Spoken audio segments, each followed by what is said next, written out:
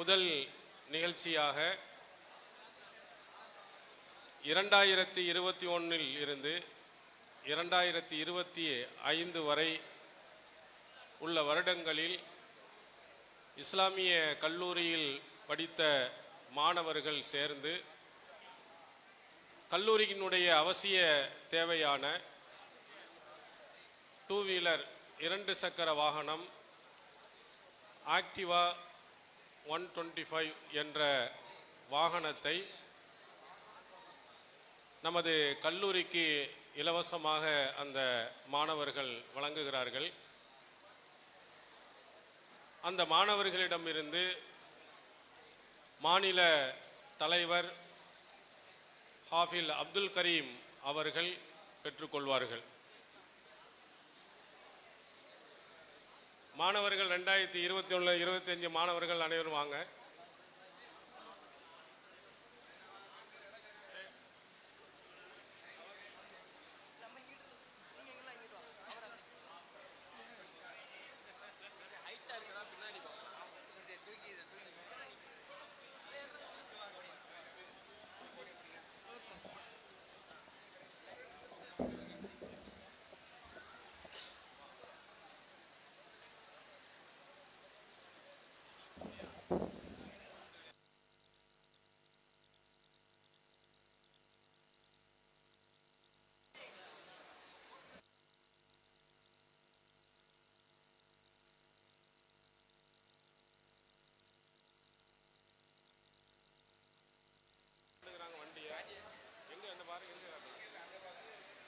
அது என்ன இது எதுக்கு வச்சிருக்கீங்க?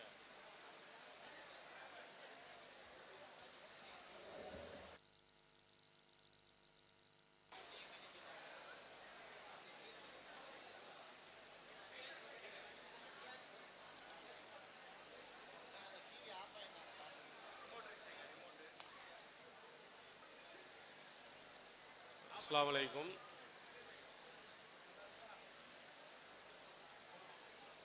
மாநில தலைவரின் சிறப்புரைக்கு பிறகு பட்டமளிப்பு மற்றும் பரிசளிப்பு நிகழ்ச்சி நடைபெற உள்ளது. பரிசு வழங்கக்கூடிய சகோதரர்கள் மேடைக்கு வந்து அமருமாறு கேட்டுக்கொள்கிறோம். சபீர் அலி, ஹமீதுர் ரஹ்மான், ஹஃபீஸ், ஒலி, ரஹமத்துல்லா, தாவூத் கைசர், முஜிபுர் ரஹ்மான், காஞ்சி இப்ராஹிம், அன்சாரி, யூசுப், கலீல் ரசூல், காஞ்சி சித்திக், ஷேட் முகமது, சையது முகமது, மாநில செயலாளர் சையது முகமது ஆகியோர் மேடையில் வந்து அமருமாறு அன்புடன் கேட்டுக்கொள்கிறோம். அடுத்ததாக ஒரே ஒரு சகோதரருக்கு மட்டும் திருக்குரான் மனனம் செய்த சகோதரர், அவருடைய தந்தை அபுதாபியில் இருந்து இங்கே ஒரு நாள் விடுமுறையில் வருகை தந்திருக்கிறார்.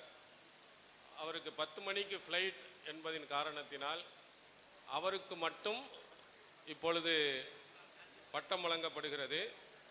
ஆத்திஃப் இப்னு முஹம்மது இல்யாஸினுடைய மகனார் ஆத்திஃப் அவர்கள் மாநில தலைவர் ஹாஃபில் அப்துல் கரீம் அவர்களிடம் பட்டத்தை பெற்றுக்கொள்வார்.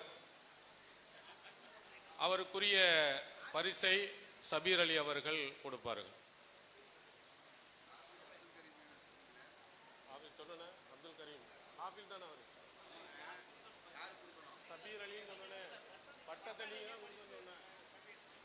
பட்டத்தை மாநில தலைவர் கொடுப்பார், பரிசுகளை சபீர் அலியை வழங்குவார்.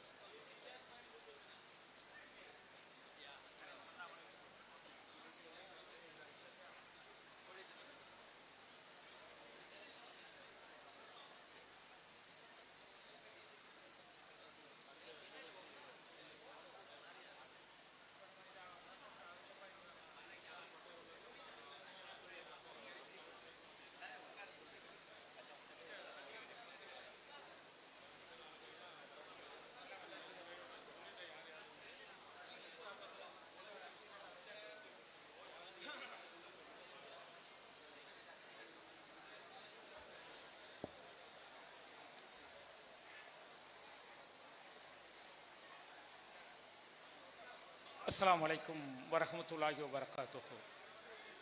அடுத்ததாக ஆலிம்களின் அவசியம் என்கின்ற தலைப்பில் தமிழ்நாடு தௌஹீத் ஜமாத்தின் மாநில தலைவர் சகோதரர் அப்துல் கரீம் அவர்கள் சிறப்புரையாற்றுவார்கள்.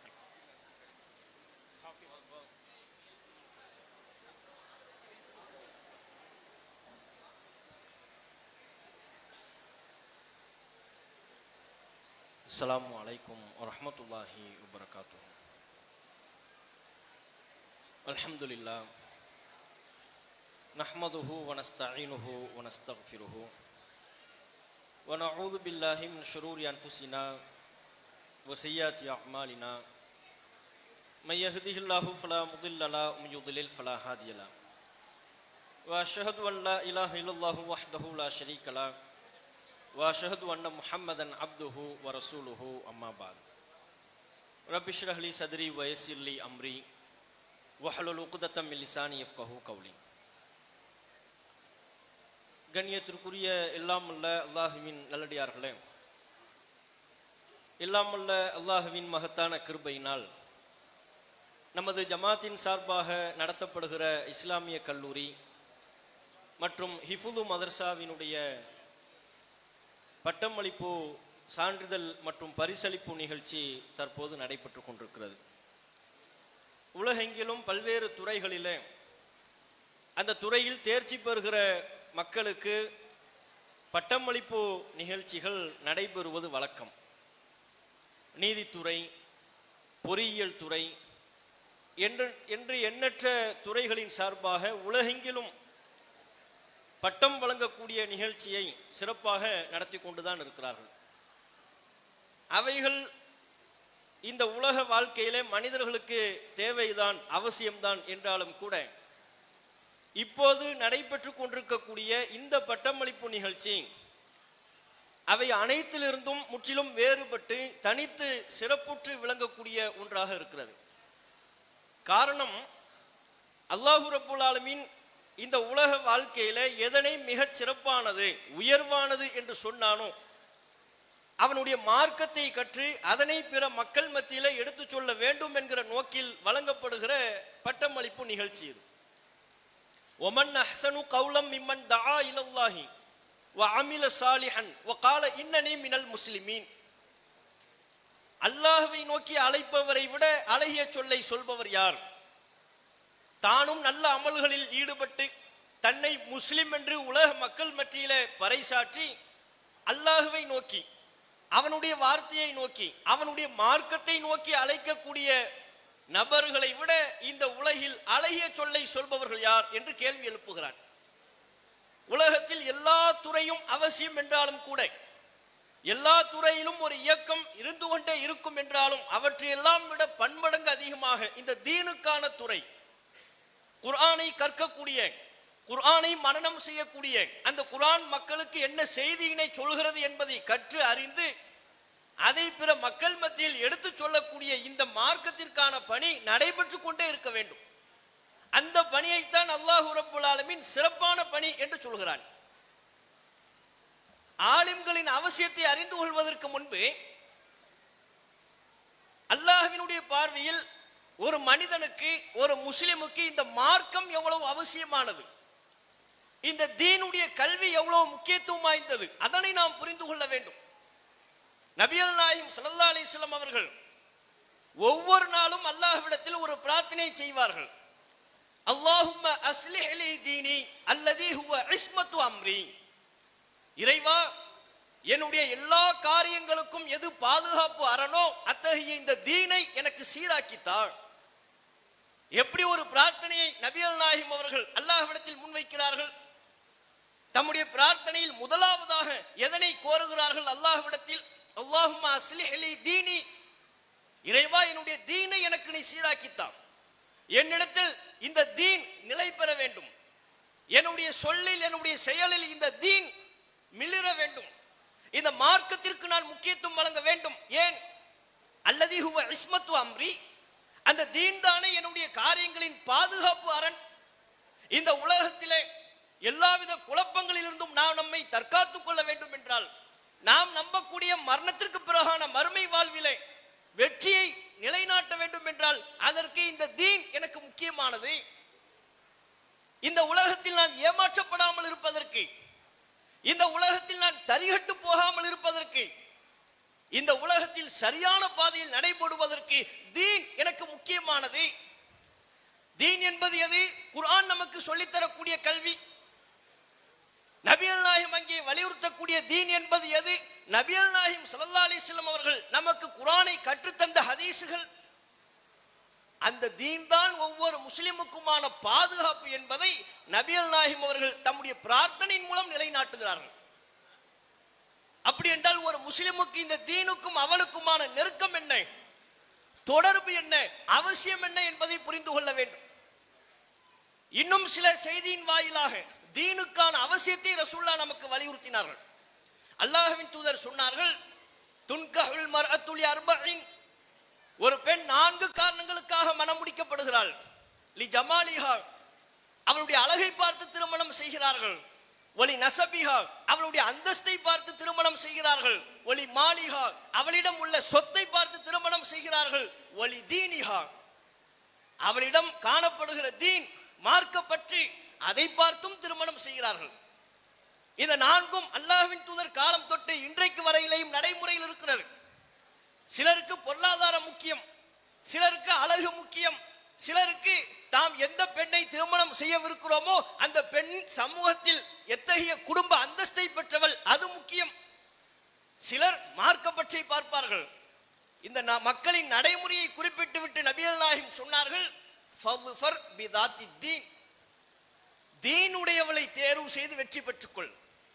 அழகில் வெற்றி இல்லை, அந்தஸ்து உள்ள பெண்ணை தேர்வு செய்வதில் வெற்றி இல்லை, பொருளாதாரத்தை நிறைய குவித்து வைத்திருக்கிற பெண்ணை மணப்பெண்ணாக தேர்வு செய்வதில் வெற்றி இல்லை. எந்த பெண்ணிடத்தில் தீன் இருக்கின்றதோ, குர்ஆனினுடைய கல்வி இருக்கின்றதோ, சுன்னா நபிகள் நாயகம் ஸல்லல்லாஹு அலைஹி வஸல்லம் அவர்களின் நபிமொழிகளை நடைமுறைப்படுத்தக்கூடிய பற்று இருக்கின்றதோ, அந்த பெண்ணை நீ மணப்பெண்ணாக தேர்வு செய்வதன் மூலம் வெற்றி பெற்றுக்கொள் என்று நபிகள் நாயகம் ஸல்லல்லாஹு அலைஹி வஸல்லம் அவர்கள் சொன்னார். ஒரு மனிதனின் வெற்றியை இங்கேயும் அல்லாஹ்வின் தூதர் தீனோடு இணைக்கின்றார்கள். குர்ஆன்ல தான்ப்பா உனக்கான வெற்றி இருக்கு. உன்னுடைய வாழ்வில் திருமணம் என்பது மிக முக்கியமான ஒரு அங்கம். ஆணாக இருந்தாலும் பெண்ணாக இருந்தாலும் அவர்கள் இருவருக்குமான செய்திதான் அது. அந்த திருமணத்தை ஏனைய புறக்காரணிகள் மிகைத்து விடாமல், செல்வம், அந்தஸ்து, அழகு போன்ற காரணிகள் மிகைத்து விடாமல் தீன் மார்க்கப்பற்றை உன்னுடைய தேர்வில் மிகைத்திருக்க செய். அதுவே உனக்கான வெற்றி. அப்படின்னா ஒரு முஸ்லிமுக்கு இந்த தீன் எவ்வளவு முக்கியமானது. மறுமையில் வெற்றி பெறுவதற்கு இந்த மார்க்கம் வேண்டும், குர்ஆனினுடைய கல்வி வேண்டும், நபிகள் நாயகம் ஸல்லல்லாஹு அலைஹி வஸல்லம் அவர்களின் சுன்னாவை பற்றிய அறிவு வேண்டும். எந்த அளவிற்கு இது முக்கியம் என்றால், ஒரு நாட்டை பாதுகாப்பதில் இராணுவத்தை கட்டமைப்பது எப்படி முக்கியமோ, இராணுவ தளவாடங்களை ஏற்படுத்துவது, போர் கருவிகளை உற்பத்தி செய்வது, இதுவெல்லாம் ஒரு நாட்டிற்கு எப்படி முக்கியமோ அதுபோல சமூகம் சீர்கெடாமல் அவர்களின் சிந்தை பாதுகாக்கப்பட வேண்டும் என்றால், அவர்களின் ஒழுக்க வாழ்வு சிதைக்கப்படாமல் இருக்க வேண்டும் என்றால், அங்கே தீனை நிலைநாட்டக்கூடிய ஆலிம்கள், மார்க்கத்தை கற்றறிந்த, திருக்குர்ஆனை கற்றறிந்த, நபிமொழியை கற்றறிந்த ஆலிம்களின் இருப்பும் மிக மிக அவசியமானது. நாட்டையும் நாட்டு எல்லையை பாதுகாப்பதற்கு இராணுவ வீரர்கள் தேவை. அதுபோல மக்கள் மத்தியிலே ஒழுக்கம் நிலைநாட்டப்படுவதற்கு, அவர்களின் ஒழுக்க வாழ்வு பாதுகாக்கப்படுவதற்கு, அவர்களின் சிந்தனை கெட்டு போகாமல் பாதுகாக்கப்படுவதற்கு மார்க்கத்தை கற்றறிந்த ஆலிம்கள் தேவை. அதை அல்லாஹ் திருக்குர்ஆனிலேயே வலியுறுத்துகிறான். அல்லாஹ் சொல்லுகிறான், ஒமா கானல் முஃமினூன லியன்ஃபிரு காஃபா. அல்லாஹ்வின் தூதர் அவர்கள் தாம் வாழ்ந்த காலத்தில் யுத்தத்திற்கு அழைப்பு விடுக்கின்ற பொழுது அல்லாஹ் ஒரு நிபந்தனையை முன்வைக்கிறான். என்ன? எல்லோரும் ஒட்டுமொத்தமாக யுத்தத்திற்கு புறப்பட்டு விடக்கூடாது. போங்க, அங்கே யுத்தம் செய்ய போருங்கள், அங்கே மக்கள் காக்கப்பட வேண்டும், ராணுவ வீரர்களாக வாருங்கள் என்று அழைப்பு விடுத்தா எல்லாரும் போயிடாதீங்கிறான். ஒமா கானல் முஃமினூன லியன்ஃபிரு காஃபா. மூமின்கள் ஒட்டுமொத்தமாக புறப்பட்டு செல்வது தகாது, கூடாது. அழைப்பது யார்? நபிகள் நாயகம், அல்லாஹ்வின் தூதர். அழைக்கப்படுவது சத்தியத்திற்கான, மக்களை காப்பதற்கான யுத்தம் தான். இருந்த போதிலும் எல்லோரும் நீங்கள் சென்று விடக்கூடாது. ஒரு கூட்டம் இருக்க வேண்டும், அவர்கள் மார்க்கத்தை கற்பதற்கு புறப்பட வேண்டும் என்கிறான். ஃபலவுலா நஃபர மின் குல்லி ஃபிர்கத்தின் மின்ஹும் தாயிஃபத்துன். அவர்களில் இருந்தும் உள்ள ஒவ்வொரு கூட்டமும், ஒவ்வொரு கூட்டத்தில் உள்ள ஒரு சிறு பிரிவும் அவர்கள் புறப்பட்டு செல்ல வேண்டாமா? லியத்தஃபக்கஹு ஃபித்தீன், இந்த தீனில் விளக்கத்தை பெறுவதற்கு புறப்பட்டு செல்ல வேண்டாமா? ஒரு கூட்டம் எல்லையில போய் பாதுகாப்பை பணியில் ஈடுபடுங்கள், ராணுவ வீரர்களா போங்க, நாட்டை பாதுகாக்க போங்க, மக்களை பாதுகாக்க போங்க, அது தேவை. இன்னொரு கூட்டம் தீன்ல ஃபிக்ஹ் மார்க்க அறிவை எடுப்பதற்கு புறப்பட வேண்டும், அதுக்கு ஒரு கூட்டம் வேணும். வலியுன்திரு கௌமஹும் இதா ரஜஉ இலைஹிம், யுத்தத்திற்கு சென்ற மக்கள் தங்களிடம் திரும்பி வருகின்ற பொழுது அவர்களை மார்க்க அடிப்படையில் எச்சரிக்கை செய்ய வேண்டும். தாங்கள் நபிகள் நாயகத்திடம் கற்ற தீனுடைய கல்வியை அவர்களுக்கு எடுத்து சொல்ல வேண்டும். ஆகவே எல்லோரும் யுத்தத்திற்கு புறப்பட்டு விடாதீர்கள்.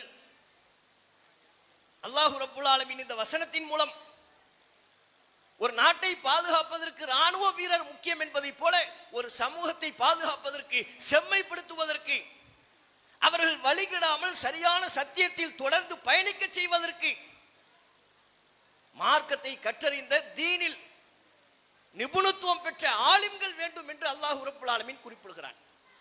இங்கேதான் ஆலிம்களின் அவசியம் தேவைப்படுகிறது. ஒரு சமூகத்தை வழிநடத்துவதற்கு அல்லாஹ் இந்த இல்மை தான் தகுதியாக முன்வைக்கின்றான்.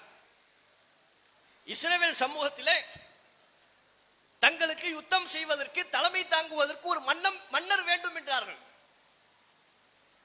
அல்லாஹ் அந்த தூதர் மூலமாக சொன்னான், இன்னல்லாஹ கது பஅஸலக்கும் தாலூத்த மலிகா, அல்லாஹ் உங்களுக்கு தாலூத் என்பவரை மன்னராக நியமித்து விட்டான், அவர் அல்லாஹ் உங்களுக்கு மன்னராக அனுப்பிட்டான் என்று தன்னுடைய தூதர் மூலமாக அல்லாஹ் சொன்னான். அப்போது இஸ்ரவேல் சமூகத்தை சார்ந்த அந்த மக்கள் கேட்டார்கள், அவருக்கு எப்படி அதிகாரம் வரும்? அவர் எப்படி மன்னரா இருக்க முடியும்? வலம் யூத்த சாத்தம் மினல் மால், அவருக்கு செல்வம்லாம் இல்லையே. மன்னராக இருக்க வேண்டும் என்றால் அவர் செல்வ வசதி படைத்தவராக இருக்க வேண்டும், செல்வத்தில் கொளிக்க வேண்டும், பொருளாதாரத்தில் திளைத்திருக்க வேண்டும். அந்த வசதியெல்லாம் அவர்கிட்ட இல்லை.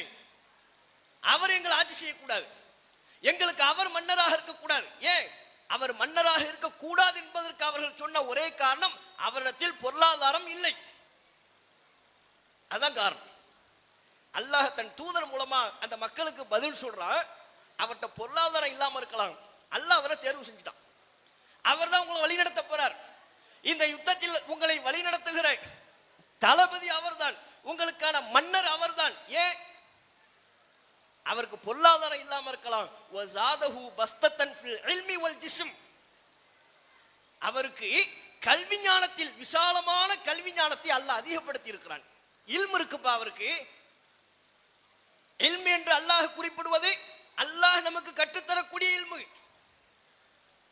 இறைவனின் புறத்திலிருந்து மக்களை வழிநடத்துவதற்கு தேவையான வஹி என்கிற இல்மு, இறை செய்தி என்கிற கல்வி, அது அவருக்கு இருக்கு. அல்லாஹ் அதை அவருக்கு கூடுதலாகவே கொடுத்திருக்கிறான். அதுக்கப்புறம் யுத்தத்தில் பங்கெடுப்பதற்கு என்ன வேண்டும்?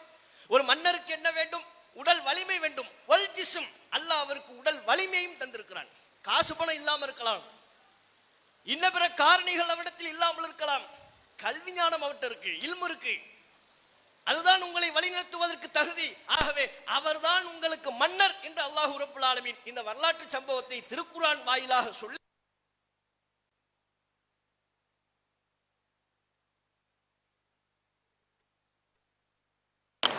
இத்தகைய செய்திகள் நாம் சர்வ சாதாரணமாக கடந்து சென்று விட முடியாது.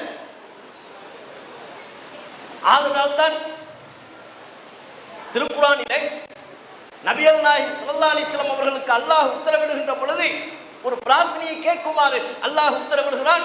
குல் நபியே நீங்கள் சொல்லுங்கள், ரப்பி ஜித்னி இல்மா, இறைவா எனக்கு இல்மை அதிகப்படுத்து, ஞானத்தை அதிகப்படுத்து. நீங்க குர்ஆன்ல ஃபுல்லா பாருங்க, அல்லாஹ் எங்கேயுமே ரசூலுல்லாஹ்வுக்கு யா அல்லாஹ் எனக்கு செல்வத்தை அதிகப்படுத்துன்னு ஒரு துஆவை கற்றுக் கொடுக்கல, யா அல்லாஹ் எனக்கு அந்தஸ்தை அதிகப்படுத்து என்கிற ஒரு துஆவை கற்றுக் கொடுக்கவில்லை.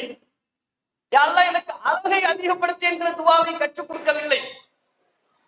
அவற்றையெல்லாம் கேட்பது ஒரு மனிதரின் தனிப்பட்ட தேர்வாக இருக்கலாம். ஆனால் அல்லாஹ் தன்னுடைய தூதருக்கு கற்றுக் கொடுத்தது ஒன்றை அதிகப்படுத்த வேண்டும் என்கிற கோரிக்கை என்னிடத்தில் வை என்று சொன்னது இல்மை பற்றித்தான்.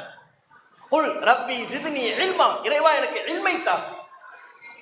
குர்ஆனினுடைய இல்மை. இந்த உலகில் நான் எப்படி வாழ வேண்டும் என்று நீ ஆணையிடுகின்றாயோ அந்த இல்மை, அதங்க இல்மு. அதை தவிர்த்து வேற எதுவும் இல்மை என்கிற வரையறையில வராது. அதுவெல்லாம் இந்த உலகத்தில் நமக்கு தேவை என்கிற துறை. குர்ஆன் நமக்கு எதை இல்மு என்று சொல்கிறதோ, கல்வி என்று சொல்கிறதோ, அந்த கல்வி குர்ஆனின் கல்வி. நபிகள் நாயகம் ஸல்லல்லாஹு அலைஹி வஸல்லம் அவர்கள் சொன்னார்களே, மன் சலக்க தரீகன் யல்தமிசு பிஹி இல்மன் ஸஹலல்லாஹு லஹு தரீகன் இலல் ஜன்னah. எவர் ஒருவர் இல்மை தேடி, கல்வியை தேடி ஒரு பாதையில் பயணிப்பாரோ அவர் சொர்க்கம் செல்வதற்குரிய பாதையை அல்லாஹ் எளிதாக்குகிறான் என்று சொன்னார்களே. சொர்க்கத்திற்கு வழிகாட்டக்கூடிய கல்வி, எந்த கல்வி நமக்கு சொர்க்கத்திற்கு வழிகாட்டுகிறதோ, எந்த கல்வி நமக்கு ஒழுக்கத்தை போதிக்கின்றதோ, எந்த கல்வி நமக்கு இறையச்சத்தை அதிகப்படுத்துகின்றதோ, எந்த கல்வி மரணத்திற்கு பிறகான வாழ்க்கை உண்டு என்பதை நமக்கு சொல்லித் தருகிறதோ, எந்த கல்வி நாளை மறுமை நாளில் நாம் அனைவரும் ஒன்று திரட்டப்படுவோம், அல்லாஹ் நம்முடைய வாழ்வை பற்றி கேள்வி எழுப்புவான், அங்கே நாம் இறைவனுக்கு பதில் சொல்லியே ஆக வேண்டும் என்கிற சிந்தனையை நம்முடைய உள்ளத்தில் ஆழமாக பதிக்கின்றதோ அதுதான் கல்வி. அந்த கல்விதான் சொர்க்கத்திற்கு வழிகாட்டக்கூடிய கல்வி என்று நபிகள் நாயகம் ஸல்லல்லாஹு அலைஹி வஸல்லம் அவர்கள் நமக்கு சொல்லித் தருகிறார். இந்த தருணத்துல கல்விக்கு அல்லாஹ் இப்படி முக்கியத்துவம் கொடுக்கிற காரணத்தினால தான் இந்த கல்வியை கற்பதில் ஈடுபடக்கூடிய ஹாஃபில்களையும் ஆலிம்களையும் அல்லாஹ் பல இடங்கள்ல சிறப்பித்து சொல்கிறான், சிலாகித்து சொல்கிறான். ஏன்? அவர்கள் தேர்வு செய்யக்கூடிய துறை எது? தீனுடைய துறை. குர்ஆனை நான் மனனம் செய்ய புறப்படுகிறேன். அது ஒரு சிலருக்கு 1.5 ஆண்டுகளில் முடியலாம், அபூர்வம். இன்னும் சிலருக்கு 2 ஆண்டுகள், 3 ஆண்டுகள், ஏன் 4 ஆண்டுகள் கூட எடுக்கும். இருந்த போதிலையும் அந்த ஆண்டுகளை குர்ஆனை நான் மனனம் செய்வதற்கு ஒதுக்குகிறேன் என்று அவரும் அவருடைய பெற்றோர்களும் வருகிறார்கள் என்றால் அல்லாஹ்விடத்தில் அவர்கள் சிறப்பு பெறுகிறார்கள். இந்த காரணத்தினால் குர்ஆனை நான் மனனம் செய்துவிட்டேன், இப்போது நான் நபி மொழியை கற்றுக்கொள்ள வேண்டும், சுன்னா எது என்பதை கற்றுக்கொள்ள வேண்டும், அதை மக்கள் மத்தியில் நிலைநாட்ட வேண்டும் என்று மார்க்கத்தை கற்றுக்கொள்வதற்குரிய பணிகளில் தம்மை யார் ஈடுபடுத்திக் கொள்கிறாரோ அவர் அல்லாஹ்விடத்தில் சிறப்பு பெறுகிறார். தௌஹீதுக்கு அல்லாஹ் அவங்கள சாட்சியாக்கலாம்.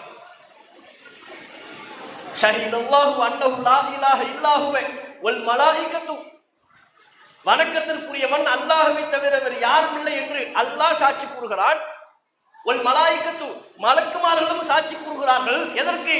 தௌஹீதுக்கு. வணக்கத்திற்குரியவன் அல்லாஹ் ஒருத்தன் தான். அல்லாஹ்வை தவிர இங்கு இந்த உலகத்தில், இந்த பூமியில் எதுவும் வணங்கப்பட வேண்டியவை அல்ல. கல்லோ மண்ணோ மரமோ செடியோ மனிதனோ மகானோ இறை தூதர்களோ வணங்கப்பட வேண்டியவர்கள் அல்ல.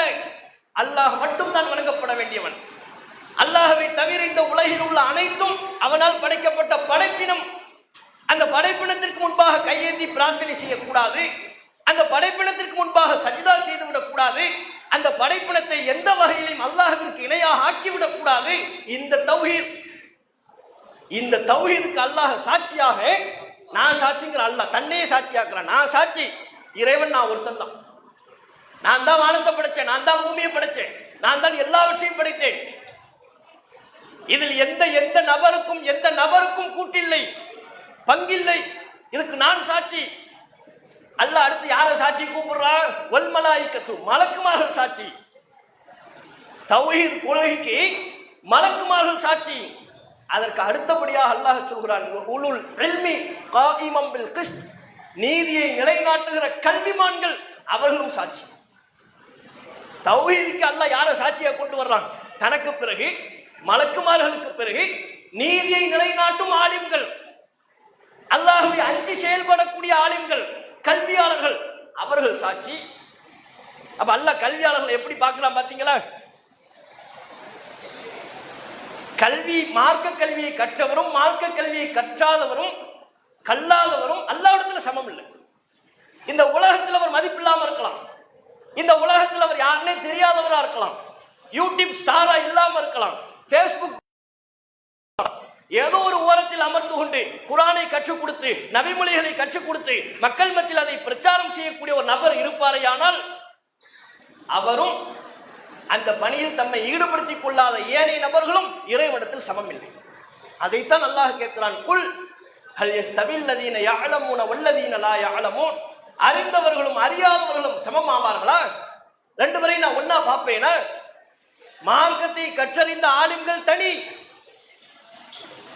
மார்க்கத்தில் தீனுடைய விவகாரத்தில் கவனம் செலுத்தாமல் இருப்பவர்கள் தனி, இரண்டு பேரையும் நான் ஒன்றாக பார்ப்பதில்லை என்று அல்லாஹ் ரப்பல் ஆலமீன் சொல்கிறான். அப்ப அல்லாஹ்வுடைய பார்வையில் இந்த தீனுடைய விவகாரத்தில் ஒரு முஸ்லிமுக்கு எந்த அளவிற்கு பங்கு இருக்கிறது, அல்லாஹ் இந்த கல்வியை எப்படி பார்க்கிறார், இதை நாம புரியணும். ஆரம்ப காலகட்டங்களில் அத்தகைய புரிதல் பெரிதாக இல்லை. அவங்களை பொறுத்தவரையிலையும் தீன், குர்ஆன், தீனுடைய விவகாரம் என்பது என்ன? தொப்பி போடுறது தீன், ஜுப்பா போடுறது தீன், தாடி வைப்பது அது அதிகபட்சம் தான். அது கூட தாடி கூட பல பேர்ட்ட இருக்காது. இதுதான் தீன் என்று நினைத்தார்கள். தர்காக்கள் மார்க்கத்தில் உள்ளதாக கருதினார்கள். தாயத்து, தட்டு, தகடு மார்க்கத்தில் உள்ளதாக கருதினார்கள். அவைகளுக்கும் இஸ்லாமிய மார்க்கத்திற்கும் தீனுக்கும் சம்பந்தமே இல்லை என்று இருக்கும் பொழுது, இப்போது நாம் சொன்ன இந்த பட்டியல்களில் தாடிக்கு தான் மார்க்கத்தில் ரசூல் ஸல்லல்லாஹு அலைஹி வஸல்லம் அவங்க நமக்கு சொல்லி இருக்கிறாங்க. தொப்பியை பற்றியோ தர்காக்களை பற்றியோ தட்டு தகடு தாயத்தை பற்றியோ சொன்னார்களா? அது கூடாது என்றார்கள். தர்காக்களை பற்றி கூடாது என்றார்கள். தொப்பி என்பது அவரவர் விருப்பப்படுகிற ஒரு ஆடை, அதற்கும் மார்க்கத்திற்கும் எந்த சிறப்பும் இல்லை. இப்படி இருக்கும்போது மக்கள் அவங்க அன்றாட நடைமுறையில காலம் காலமா எதை பார்த்தாங்களோ அதையே மார்க்கம் நினைச்சாங்க. இப்பதான் ஒரு ஆலிமுடைய கடமை தேவைப்படுகிறது. ஒரு ஆலிமுடைய வேலை என்ன? சரியான முறையில் குர்ஆனை கற்று நபிமொழியை கற்று தேர்ந்தெடுக்கக்கூடிய ஒரு ஆலிம் சமூகம் குழப்பத்தில் தடுமாறும் பொழுது, தீனுடைய பாதையிலிருந்து விலகி செல்லும் பொழுது, ஃபித்னாவில் மூழ்கும் பொழுது அவர்களை நல்வழிப்படுத்த வேண்டும்.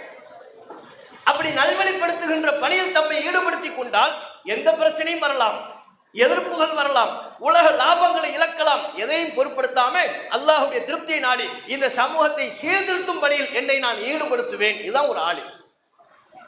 இதான் மார்க்கத்தை கற்றறிந்த ஒரு ஆலிமின் பங்களிப்பு. இந்த பணியில் ஈடுபடக்கூடியவர்கள் குர்ஆனை படிக்கிறார்கள், ஹதீஸ்களை தெரிஞ்சுக்கிறார்கள். அவர் பட்டம் வாங்கினாலும் வாங்காவிட்டாலும் இந்த பணியில் ஒருவர் ஈடுபடுவாரேயானால் அல்லாஹ்வுடைய பார்வையில் அவர் ஆலிமாக மாறிவிடுகிறார். அல்லாஹ் அதைத்தான் பார்க்கிறான். நபிகள் நாயகம் ஸல்லல்லாஹு அலைஹி வஸல்லம் அவர்கள் மரணித்த அந்த தருணத்தை எடுத்துக்கொள்ளுங்கள். ரசூலுல்லாஹ் மௌத்தான உடனே சஹாபாக்கள் பலருக்கு குழப்பம். என்ன குழப்பம்? என்ன ரசூலுல்லாஹ் மௌத்தாயிட்டாங்க, இதுக்கப்புறம் நம்முடைய பாதை என்ன, ரூட் என்ன? ஒரு சில நபித்தோழர்கள் நபிகள் நாயகம் அவர்கள் மரணிக்கவில்லை, திரும்பி எழுந்து வருவார்கள் என்றே நம்பினார்கள். அப்படியான ஒரு குழப்பம். அல்லாஹ்வின் தூதர் இன்னும் மரணிக்கவில்லை, திரும்பி எழுந்து வருவார்கள் என்று நம்பிக்கொண்டிருந்த அந்த நேரத்தில் அங்கதான் ஒரு ஆலிம் தேவைப்படுறார். குர்ஆனை கற்றறிந்த ஒரு ஆலிமுடைய பங்களிப்பு அங்கே தேவைப்படுகிறது. அபூபக்கர் ரலியல்லாஹு அன்ஹு மக்களை சந்திக்கின்றார். நபிகள் நாயகம் ஸல்லல்லாஹு அலைஹி வஸல்லம் அவர்களின் மரணம் குறித்த குழப்பத்தை பார்க்கிறார். சில பேர் மௌத்தா போகலங்கிறாங்க, சில பேர் உயிர் பெற்று திரும்பி எழுந்து வருவதாக சொல்கிறார்கள். இது எல்லாத்தையும் பார்க்கிறார். பார்த்துட்டு தம்முடைய மார்க்கத்தினுடைய கல்வியை கொண்டு மக்கள் மத்தியில் சத்தியத்தை எடுத்துரைத்தார். நபிகள் நாயகத்தின் உடலை பார்த்த மாத்திரத்தில் சொன்னார், திபுத்த ஹய்யம் வ மய்யித்தா, நீங்கள் உயிரோடு இருக்கும் போதும் நறுமணம் கமழ்ந்தீர்கள், அல்லாஹ்வின் தூதர் தூய்மையை பேணினார்கள், நீங்கள் மரணித்ததற்கு பிறகும் நறுமணம் கமழ்கிறீர்கள் என்று அல்லாஹ்வின் தூதர் மரணித்து விட்டார்கள் என்கிற ஹக்கை, சத்தியத்தை எடுத்து சொன்னார்கள். மக்களை எல்லாம் அழைத்தார்கள். ஒவ்வொருவரும் அந்த கூட்டத்தில் உரை நிகழ்த்த வேண்டும் என்று விரும்பினார்கள். தத்தமது எண்ணத்தில் உள்ளதை உரையாக கற்பனை செய்து வடிவமைத்தார்கள். அனைவருக்கு முன்பாக அபூபக்கர் அவர்கள் எழுந்து மக்கள் மத்தியில் உரை நிகழ்த்தினார். அறிந்து கொள்ளுங்கள், மன்கான யஅபுது முஹம்மதன், முஹம்மதை யாரெல்லாம் வணங்கிக் கொண்டிருந்தார்களோ அவர்கள் விளங்கிக் கொள்ளட்டும், புரிந்து கொள்ளட்டும். ஃபஇன்ன முஹம்மதன் கதுமாத், முஹம்மது மரணித்து விட்டார். அவர் மரணிப்பார் என்பதை குர்ஆனில் அல்லாஹ் முன்பே சொல்லிவிட்டான். இன்னக்க மையத்துன் வ இன்னஹும் மையத்துன், நீங்களும் மரணிப்பவர் தான், அவர்களும் ஒரு நாள் மரணித்துத்தான் ஆக வேண்டும். அல்லாஹ் குர்ஆனில் நமக்கு முன்பே சொல்லிவிட்டான். ஒரு நாள் நபிகள் நாயகம் நம்மை விட்டு செல்வார்கள் என்பதை அல்லாஹ் குர்ஆனில் பதிவு செய்து விட்டான். இதோ இப்போது சென்று விட்டார்கள், மௌத்தாயிட்டாங்க. விளங்கிக்க, முஹம்மதை யார் வணங்குகிறீர்களோ முஹம்மது மரணித்து விட்டார். அல்லாஹ்வை யார் வணங்குகிறார்களோ அவர்கள் புரிந்து கொள்ளட்டும், ஃபஇன்னல்லாஹ ஹய்யுன் லா யமூத். அல்லாஹ் தான் நித்திய ஜீவன், அவன் என்றென்றைக்கும் உயிரோடு இருப்பவன், அவனுக்கு மரணமே இல்லை. மரணம் இல்லாதவன் அல்லாஹ் ஒருவன் தான் என்கிற சத்திய கொள்கையை குழப்பத்தில் இருந்த நபித்தோழர்களுக்கு மத்தியில் தெள்ள தெளிவாக போட்டுடைத்தார். எது அவர்களை இவ்வாறு திறம்பட செயல்பட வைத்தது? அபூபக்கர் ரலியல்லாஹு அன்ஹுவுடைய மார்க்க கூர்மை, குர்ஆனினுடைய அறிவு, அல்லாஹ்வின் தூதரோடு தாம் வாழ்ந்த காலத்தில் நபிகள் நாயகத்திடம் இருந்து பெற்ற சத்தியத்தின் துணிவு, அதை மக்கள் மத்தியில் சொன்னார் அல்லவா? அந்த விஷயத்தில் சஹாபாக்கள் பிளவுபடவிருந்த நேரத்திலே அவர்களை சத்தியத்தின்பால் ஒருங்கிணைத்தார்கள் அல்லவா? இதாங்க ஒரு ஆலிம் செய்யணும். வெறுமனை நாங்கள் 7 ஆண்டுகள் மார்க்கம் படித்தோம் என்று சொல்வதில் பெருமை இல்லை.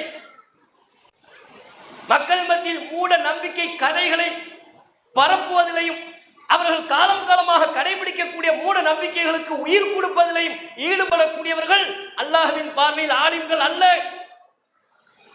ஒருவர் சத்தியத்தை தெரிஞ்சு அதை மக்கள் மத்தியில் 4 பேர்ட்ட சொல்வதற்காக பாடுபடுறாரு பாருங்க, அப்படிப்பட்ட ஒவ்வொருவரும் அல்லாஹ்வுடைய பார்வையில் ஆலிம். இன்றைக்கு மக்களத்தில் என்னவெல்லாம் குழப்பங்கள் இருக்கிறது. மார்க்கத்தினுடைய பாதையை விட்டு, தீனுடைய பாதையை விட்டு விலகி செல்கிறார்கள். மிக குறிப்பாக வளரும் தலைமுறை, அடுத்த ஜெனரேஷன், இப்போது இளைஞர்களாக இருப்பவர்கள், அவர்களுக்கும் மார்க்கத்திற்கும் சம்பந்தமே இல்லை என்கிற ஒரு நிலை ஏற்படுகிறது. மார்க்கத்தின் மீது அவர்களுக்கு ஈர்ப்பில்லை, குர்ஆனின் மீது அவர்களுக்கு ஈர்ப்பில்லை, சுன்னாவின் மீது, நபிகள் நாயகத்தின் நடைமுறையின் மீது துளியும் ஈர்ப்பில்லாத ஒரு சமூகம் உருவாகி கொண்டிருக்கிறது, பெருகிவிட்டது. இந்த நேரத்தில் ஆலிம்கள் எல்லாம் இல்லை என்றால், சத்தியத்தை பிரச்சாரம் செய்யக்கூடிய நபர்கள் இல்லை என்று சொன்னால், இன்னும் ஒரு 20 வருஷத்துல என்ன ஜெனரேஷன் வரும்? குர்ஆன்லாம் படிக்கணுமா? குர்ஆன்னா என்னன்னு கேட்பான். ஜும்மாவுக்கு வந்து பார்த்தா நீ எதுக்கு இப்படி உட்கார்ந்து பேசிக்கிட்டு இருக்கிறாங்க, எதுக்கு ஜும்மா? வெறும்னா அல்லான்னு சொல்லிட்டு போயிட வேண்டியதுதானே? அந்த நிலைக்கு வந்துடுவாங்க. குர்ஆனை கொடுத்து ஓதுப்பான ஓத தெரியாது, ஒரு ஹதீஸை சொல்லுப்பான்னு கேட்டா சொல்ல தெரியாது. நீங்க அந்த கூட்டம் வராதுன்னு நினைக்கிறீங்களா? இப்போதே இருக்கிறார்கள் பலர். அவங்க மெஜாரிட்டி ஆகிடக்கூடாதுன்னு நம்ம சொல்றோம். இப்போ உள்ள இளைஞர்கள் பலருக்கு தெரியல. நம்ம ஜும்மாவில் பார்க்குறோம், ஒரு இளைஞர் வர்றாரு, ஜும்மாவில் உட்கார்ந்து இருக்கிறார். அவர்களுக்கும் தீனுக்குமான தொடர்பை நீங்க யோசிச்சு பாருங்க. ஜும்மாவில் உட்கார்ந்து போன்ல விளையாண்டுட்டு இருக்கிறார், பப்ஜி விளையாண்டுட்டு இருக்கிறார், ஃப்ரீ ஃபயர், இது ஜும்மாவில். அப்படின்னா அவர்கிட்ட தீனுடைய கல்வி எப்படி இருக்குன்னு பாருங்க. அவர் ஆவேசமா பேசிக்கிட்டு இருக்கிறார் ஜும்மாவில், இவங்க உட்கார்ந்துக்கிட்டு கேம் விளையாண்டுட்டு இருக்கிறான். சின்ன பையன் இல்லை, அவன் எருமாடு சைஸுக்கு வளர்ந்துருக்கான். அப்ப என்ன அவனுடைய மார்க்க தொடர்பு என்ன? ஜும்மாவில் வந்தா இமாம் நிகழ்த்தக்கூடிய உரையை கேட்கணுங்கிற அடிப்படையே தெரியலையே, அது கூட தெரிய வேண்டாம். ஜும்மாவில் பள்ளிவாசலுக்கு வர்றதனுடைய நோக்கமே தெரியலையே. அங்க வந்து உட்கார்ந்துக்கிட்டு பேஸ்புக் பார்த்துக்கிட்டு இருக்கிறாரு, அங்க வந்து உட்கார்ந்து கொண்டு கேம் விளையாண்டு கொண்டிருக்கிறார். ஒரு தடவை தலைமையில் ஒரு ஜும்மா நடக்குது. இந்த பிப்ரவரி 14 காதலர் தினத்தை பத்தி பேசிக்கிட்டு இருக்கிறாங்க. அப்ப நம்ம ஜும்மாவுக்கு போல பள்ளியாசல உட்கார்ந்துருந்தோம். காதலர் தினத்தை பத்தி பேசிக்கிட்டு இருக்கும்போது 2 யங்ஸ்டர் நம்ம இட பக்கத்தில் உட்கார்ந்துட்டு இருக்கிறாங்க. 2 பேர்ல ஒருத்தன் சொல்றான், உன்னை பத்தி தான் பேசுறாரு. இந்த பக்கத்துல இருந்து அவன் இந்த சைட்ல இருந்து வர்றான். பாய் அவன் என்ன சொன்னான்னு கேளுங்கிறான். எது நம்மள இவன்கிட்ட இருந்து கேட்டு அவருக்கு அந்த செய்தியை பாஸ் பண்ணணுமா? அல்ல, புனிதமான வேலை இல்லை. ஜும்மாவில் பேசக்கூடாதுங்கிற ஒழுக்கம் தெரியல, அதப்பு தெரியல. இளைஞர்கள், யங்ஸ்டர், தீனுடைய அடையாளமே இடத்தில் இல்லாமல் இருக்கிறது. கிழிஞ்ச பேண்ட போடுறாங்க, கிழிஞ்ச பேண்ட போடுறாங்க. எப்படி நியாயப்படுத்துறாங்க? நீங்க சொல்லுங்க பதில். அது எப்படி நியாயம்? முட்டுக்கால ஃபுல்லா கிழிஞ்சிருக்கு, ஏன் கிழிச்சு விட்டுருக்கான் பிளேடை வச்சு. இந்த பக்கமும் கிழிச்சிருக்கான் பிளேடை வச்சு. 10ஆம் குறைக்கு பாக்கெட்டை வேற கிழிக்கிறான். இந்த பக்கம் கையில இந்த பக்கத்து வேற ஜீன்ஸ் ஷர்ட்டை போட்டுக்கிட்டு இங்க கிழிக்கிறான். கேட்டா ஃபேஷன்ங்கிறான். அது எப்படி கிழிஞ்சு நல்லா இருக்கிற ஆடையை கிழிச்சுக்கிட்டு அதை எப்படி ஃபேஷன் சொல்ல முடியும்? அது எப்படி பெற்றோர்கள் அனுமதிக்கிறாங்க, சரி காண்கிறார்கள்? நம்ம வீட்டில் ஒரு ஜும்மாவில் இது மாதிரி ஒரு நிகழ்ச்சியில நம்ம கைலி உடுத்திட்டு வர, நம்ம தகப்பனாரோ மாமாவோ கைலி உடுத்திட்டு வர்றாரு, இந்த பக்கம் கத்தியை வச்சு கிழிச்சிக்கிட்டு வர்றாரு. வெள்ளை கைலி முட்டுக்காலில் கிழிஞ்சிருக்கு. கால் பக்கத்துல எல்லாம் கிழிச்சுக்கிட்டு வர்றாரு. கிழிச்சுக்கிட்டு வந்தா ஏத்துக்குவோம், பேஷன் சொன்னா ஏத்துக்குவோமா? அப்ப பேண்ட்ல கிழிச்சுக்கிட்டு வந்தா, ஜீன்ஸ் பேண்ட்ல கிழிச்சுக்கிட்டு வந்தா பேஷன். நம்ம சமுதாயத்தை சார்ந்த இளைஞர்கள் அப்படி திரிகிறார்கள். இதுக்கெல்லாம் என்ன காரணம்? தீனுடைய தொடர்பு இல்லாததானே, குர்ஆனுடைய கல்வி இல்லாததானே காரணம்.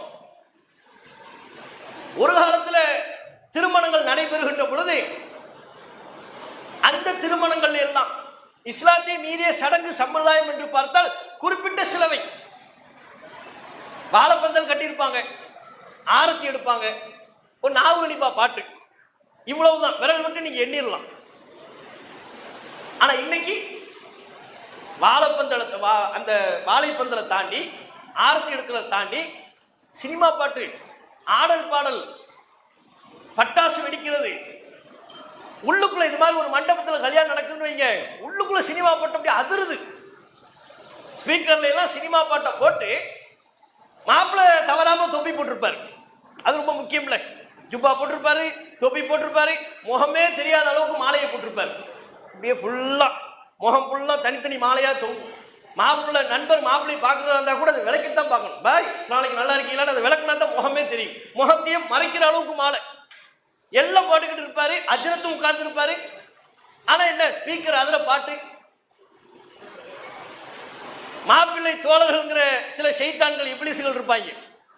அவங்க வந்து என்ன அப்படியே இந்த கலர் அடிக்கிறது, ஸ்ப்ரே தூவுறது, அவங்க உட்கார்ந்துக்கிட்டு ஆடுறது. பிரமத கலாச்சாரத்தை அப்படியே காப்பி அடிக்க ஆரம்பித்து விட்டார்கள். திருமணம் நடக்கும் பொழுது இப்படி கையெழுத்து போட்டான்னு வைங்க, உடனே கிளம்பிடுறாங்க. இந்த மாப்பிள்ளை தோழர்கள்ங்கிற இப்லீஸ் எங்க உட்கார்ந்தாங்க தெரியல, வந்து தும்மு தும்முன்னு பாட்டு போட்டு ஆட ஆரம்பிக்கிறாங்க, டான்ஸ் ஆடுறாங்க. அதை விட இன்னும் சில ஊர்களில் உள்ள கொடுமை, ஸ்டேஜில் மாப்பிள்ளை பொண்ணு மட்டும் இருக்க மாட்டாங்க. இங்க பாட்டுக்கிட்டு மாப்பிள்ளை வராரு பொண்ணு வராருன்னு பாட்டு இருக்கும். எங்கடா மாப்பிள்ளையும் காலம் பொண்ணையும் காலம்னா கூட்டத்தை பொழந்துக்கிட்டு வருவார் புல்லட்ல. அந்த புல்லட்டுக்கு பின்னால இவங்க முன்னால உட்கார்ந்துருப்பாங்க, அந்த அம்மா ஸ்ரீதேவி பின்னால உட்கார்ந்துருப்பாங்க. இன்னும் கையெழுத்தே ஆகல, திருமண ஒப்பந்தமே முடியல. அதுக்குள்ள மாப்பிள்ளை வராரு பொண்ணு வராரு, ரெண்டு பேரும் ஒரே புல்லட்ல கூட்டத்தை பொழந்துக்கிட்டு நடுவுல வர்றாரு. இங்கிட்டு புல்லட்டை ஸ்டாண்ட் பண்ணிக்கிட்டு அதை நிப்பாட்டிட்டு இப்படி மேடை ஏறிடுவாங்க. இந்த கல்ச்சர்லாம் நடக்குது நம்ம சமுதாயத்தில். பட்டாசு வெடிக்கிறாங்க, ஆடல் பாடல் நடக்குது. திருமணம் ஒரு நம்ம சமுதாய திருமணத்தை பார்த்தா இது நம்ம சமுதாய திருமணமா என்று ஆச்சரியப்படக்கூடிய அளவிற்கு பிளக்ஸ் வைக்கிறதுல இருந்து பேனர் கட்டுறதுல இருந்து எல்லா கல்ச்சரும் இவங்க இடத்துல வந்துருச்சு. இது எப்படி வருது? இப்படி வரும் பொழுது மார்க்கத்தை கற்றறிந்தவர்கள் அமைதியாக இருக்க முடியுமா? ஒரு சமூகம் ஒழுக்கத்தில் தவறும் பொழுது, மார்க்கத்தின் பாதையை விட்டு விலகி பயணிக்க முற்படும் பொழுது நாம் அதை வேடிக்கை பார்த்து கொண்டிருக்க முடியுமா? இங்கேதான் சமுதாயத்தை சீர்திருத்துவதற்கு ஆளுங்களின் தேவை அவசியமாகிறது. ஒரு சமூகத்தில் மருத்துவர்கள் எப்படி முக்கியமோ, IAS IPS எப்படி முக்கியமோ, நியாயத்தின் வழிநடத்துகிற நீதிபதி எப்படி முக்கியமோ, அது போலவே ஒரு சமூகத்தை ஒழுக்கத்தோடு வழிநடத்துவதற்கு ஆளுங்களும் முக்கியம். ஆளுங்கள் இல்லை என்றால் இந்த சமுதாயம் சீர்கட்டு போகும், வழிகட்டை நோக்கி விரைவார்கள்.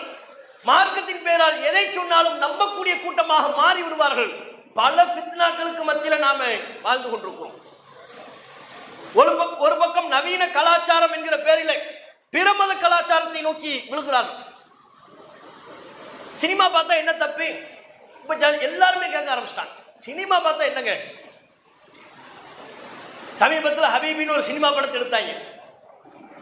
அதுக்கு குறிப்பிட்ட ஊர்ல இருந்து பொருளாதார ஃபண்டிங் தயாரிப்பு செலவு பண்ணியிருக்கிறாங்க. அந்த படத்தை தயாரிக்கிறதுக்குன்னு செலவு ஆகும்ல பொருளாதாரம், அந்த ஊர்ல இருந்தே பண்ணியிருக்கிறாங்க. அந்த ஊர்ல உள்ள சில மக்கள் லட்சங்களை போட்டு சினிமா படத்தை தயாரிக்கிறது. இப்ப தேட்டர் காத்தாடக்கூடாது, எல்லாரையும் கூப்பிடணும். எப்படி கூப்பிடுறது? கூப்பிடுறாங்க, தெருவா கூப்பிடுறாங்க. கூவி ஒரு பிள்ளை புர்காலாம் போட்டிருக்கு, சின்ன பிள்ளை, அதை கையில பிஸ்மில்லான்னு சொல்லி கொடுமா. எது? Ticket, cinema ticket. அந்த பிள்ளை தான் பிஸ்மில்லான்னு சொல்லி கிழிச்சு கொடுக்கணுமா. பிஸ்மில்லா எங்க வந்து நிக்குது பாத்தீங்களா? மார்க்க தீனை விட்டு விலகிறது நடத்தின இது வருது. இன்னைக்கு பிஸ்மில்லான்னு சொல்லி டிக்கெட்டை கிழிச்சு கொடுப்பான், நாளைக்கு பிஸ்மில்லான்னு ஒரு மதுக்கடையை திறப்பான், இன்னொருத்தர் பிஸ்மில்லான்னு சொல்லி இன்னும் தவறான விஷயங்களில் ஈடுபட துவங்குவார்கள். அப்ப சினிமா படத்தை பார்க்க வாங்கன்னு ஒரு கூட்டம் போட்டுக்கிட்டு இருக்கலாம். கேட்டா இதெல்லாம் நவீனம்ங்க. இந்த நவீனத்தை தவிர்த்து விட்டு நம்மால் வாழ முடியாது. இந்த நவீனத்தை நாம் பயன்படுத்த வேண்டும். இன்னொரு பக்கம் மார்க்கத்தை கற்றறிந்தவர்கள் என்று சொல்பவர்களே சினிமாவுக்கு திரைக்கதை வசனம் எழுதுகிறார்கள். மக்கள் மத்தியில சினிமாவை பாருங்க, இது மாதிரி இன்னும் பல நூறு சினிமாக்கள் எடுக்கணுங்கிறாங்க. எங்க போறது நம்ம சமுதாயம்? எந்த பாதையை தேர்வு செய்கிறார்கள்? அப்ப இப்படியான ஒரு பாதையில் செல்கின்ற பொழுது நாம அமைதியா இருக்க முடியுமா? ஆலிம்கள் என்பவர்கள் சத்தியத்தை பற்றி எடுத்து சொல்ல வேண்டாமா? இந்த சினிமா என்கிற பேரில் எதை மலினப்படுத்துகிறார்கள்? எத்தகைய ஒழுக்கக்கேட்டை மக்கள் மத்தியில் விதைக்கிறார்கள்? ஆபாசத்தை நார்மலைஸ் பண்றாங்க. ஆண் பெண் தொடர்பை நார்மல் செய்கிறார்கள். ஒரு பெண்ணை ஈர்க்க வேண்டும் என்பதற்காக நீ என்ன வேண்டுமானாலும் சாகசம் செய்யலாம், அது தப்பில்லை என்கிற கருத்தை மக்கள் மத்தியில் பரப்புகிறார்கள். இதுவெல்லாம் தவறல்லவா? ஒழுக்கக்கேடு அல்லவா? அப்ப ஒழுக்கக்கேட்டை பரப்பிக்கிட்டு இருக்கிறாங்க. இன்னொரு பக்கம் மார்க்கத்தின் பெயரால் பல ஃபித்னாக்கள், குழப்பங்கள் மக்கள் மத்தியில் பரப்பப்படுகிறது. இந்த நேரத்தில் ஒரு நாட்டின் மீது அந்நிய நாடு ஊடுருவலை தொடங்கி கொத்து கொத்தாக குண்டு மலைகளை வீசி அந்த நாட்டு மக்களை கொல்ல முற்படும் பொழுது, அந்த நாட்டின் எல்லைகளை சூறையாட முற்படுகின்ற பொழுது, ஒரு ராணுவ வீரனுக்கு எந்த அளவிற்கு துணிவு முக்கியமோ, எந்த அளவிற்கு வேலைப்பளு இருக்கின்றதோ, அந்த வேலையை அத்தனை இன்னல்களையும் இடர்களையும் தாக்கி நிறுத்தி சமூகத்தையும் நாட்டையும் காப்பதற்காக எப்படிப்பட்ட துணிவோடு பணியில் ஈடுபட வேண்டுமோ அதே போன்ற சவால் தான் இன்றைக்கு ஆலிம்களுக்கு இருக்கிறது. இதனை சரியான முறையில் உணர்ந்து குர்ஆனை கற்றறிந்த ஹாஃபில்களும் அதன் பிறகு மார்க்க கல்வி அவர்கள் தம்முடைய பயணத்தை தொடர இருப்பார்கள் இன்ஷா அல்லாஹ். மார்க்கத்தை கற்றறிந்தவர்களும் சத்தியத்தை தெரிந்து கொண்ட அனைவரும் இந்த தீனை மக்கள் மத்தியில் நிலைநாட்டுவதற்காக, சத்தியத்தை மக்கள் மத்தியில் பரப்புவதற்காக பாடுபட வேண்டும். அத்தகைய நல்வாய்ப்பினை அல்லாஹ் ரப்பல் ஆலமீன் நம்ம அனைவருக்கும் தந்தருள்வானா என்று கேட்டு என்னுடைய உரையை நிறைவு செய்து கொள்கிறேன். வாஹு தாவானா அல்ஹம்துலில்லாஹி ரப்பில் ஆலமீன். அஸ்ஸலாமு அலைக்கும் வரஹ்மத்துல்லாஹி வபரகாத்துஹு.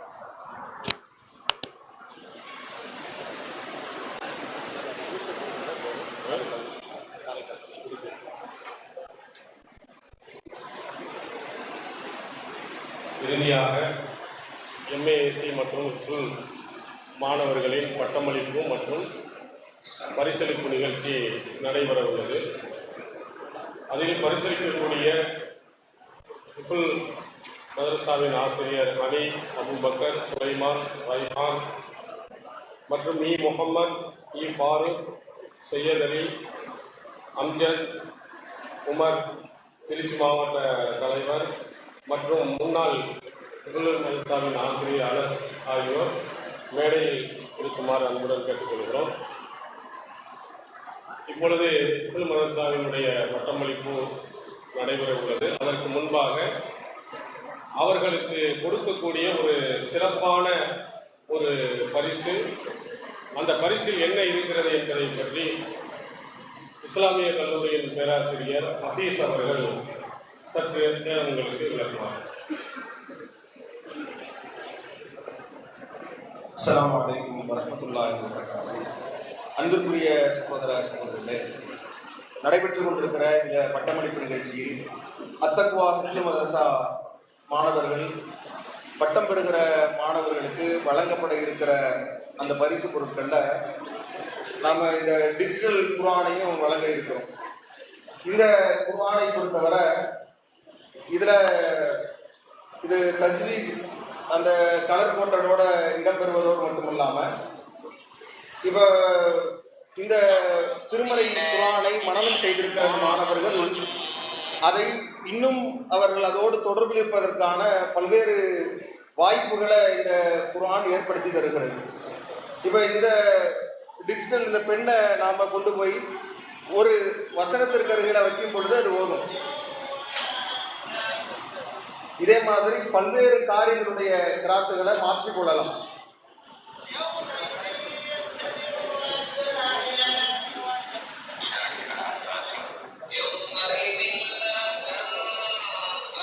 இப்படி இவங்க என்ன செஞ்சுக்கலாம் அப்படின்னா, இது போன்ற இதற்காக வேண்டி இவங்க மொபைல் போன்களை பயன்படுத்துவதற்கு மாற்றாக இதை அந்த கவன சிதறல்கள் ஏற்படாத வகையில் இதிலேயே அவங்க அந்த கிராத்துகளை கேட்டு தங்களை மேம்படுத்திக் கொள்ளலாம். குர்ஆன் சார்ந்த பல்வேறு கல்விகளும் இதில் இருக்குது. இந்த வார்த்தைகளுக்கான விளக்க உரை இருக்குது, அந்த வார்த்தைகளுக்கான அர்த்தங்கள் ஆங்கிலத்தில் தமிழில் இப்படி அது ஓதுகிற வகையில் இதுல அந்த வேலைகளும் இதுல இருக்குது. அந்த சபப் நுசுல்னு சொல்லப்படக்கூடிய இறக்கப்பட்டதற்கான காரணம், அதுக்கு தோதுவான ஹதீசுகள் என்கிற வகையில பல்வேறு சிறப்புகள் இதுல இருக்குது. இதோடு மட்டும் இல்லாம இதுல இடம்பெறுகிற அந்த புத்தகங்கள்னு பார்த்தீங்கன்னா சஹீஹ் புகாரி என்கிற அந்த முழு புத்தகத்தினுடைய அந்த அரபு வாசகங்களையுமே முழு கித்தாபையுமே இது நம்ம எந்த ஹதீஸ் இலக்கத்துல வைக்கிறோமோ அது இப்படி இந்த வகையில அந்த முழு ஹதீஸையுமே இது வாசித்து காமிக்கும். இதே மாதிரி சஹீஹ் முஸ்லிம், ரியாலு சாலிஹீன் போன்ற அந்த நூட்கள் இருக்கிற அந்த எண்கள் இதில் இடம்பெற்றிருக்கும். அதில் அவங்க வைக்கும் பொழுது அந்த ஹதீஸினுடைய அந்த வாசகங்கள் அது சொல்லுகிற வகையில் அமைந்திருக்கிறது. இது மாதிரி குர்ஆனில் இருக்கிற அந்த துஆக்கள் மற்றும் இது மாதிரியான சில சிறப்பம்சங்களை இது உள்ளடக்கி இருக்குது. அப்ப இந்த ஹிஃப்னு மாணவர்கள் அந்த குர்ஆனை எப்படி உள்ளத்தில் ஏந்தி மனனம் செய்திருக்கிறார்களோ அதை வாழ்க்கையாக அவர்கள் ஆக்க வேண்டும். இன்னும் அதோடு தொடர்பில் இருந்து அதிகம் திருமறை குர்ஆனோடு உள்ள அந்த தொடர்புகளை அதிகப்படுத்தி கல்வியிலே சிறந்து விளங்க வேண்டும் என்கிற நோக்கத்தின் கீழே இந்த பரிசை நாம் கொடுக்க இருக்கிறோம். இதற்காக உதவிய சகோதரர்களுக்கும் அல்லாஹ் நல்லருக்கு புரிய வேண்டும் என்கிற பிரார்த்தனையோடு முடிக்கிறேன்.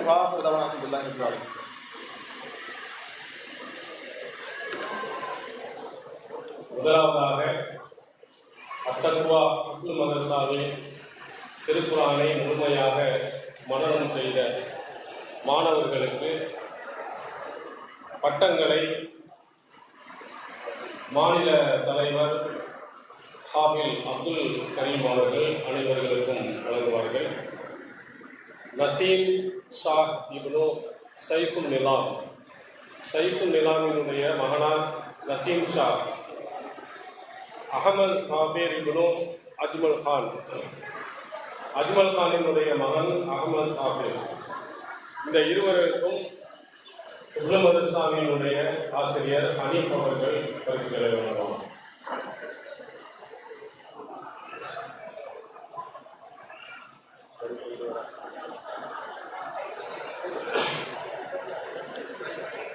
அடுத்ததாக அஹமது யஹ்யா இப்னு அசத் அலியினுடைய மகனார் அஹமது யஹ்யா, அப்துல் ரஹ்மான் இப்னு ஜாஹிர் ஹுசைனுடைய மகனார் அப்துல் ரஹ்மான். இந்த இருவருக்கும் ஹிஃப்ல் மதரசாவினுடைய ஆசிரியர் அபூபக்கர் அவர்கள் வருவார்.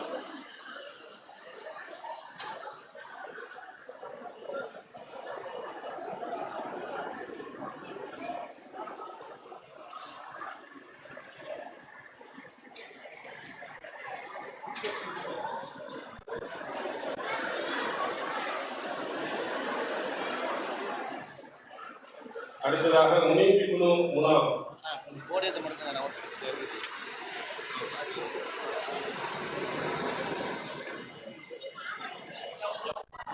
முனாஃபினுடைய மகனார் முனீப்.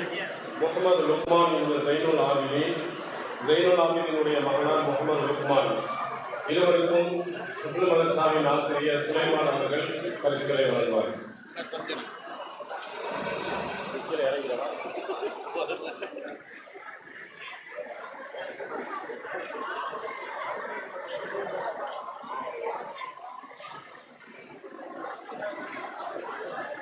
அடுத்ததாக முகமது அப்துல் கலாம் இப்னு ஹலீலுர் ரஹ்மானினுடைய மகனார் முகமது அப்துல் கலாம். ஆக்கில் இப்னு முஸ்தாக் அகமதின் மகனார் ஆக்கில். இருவருக்கும் ஹிஃப்ல் மதரசாவினுடைய ஆசிரியர் ரைஹான் அவர்கள் பரிசுகளை வழங்குவார்.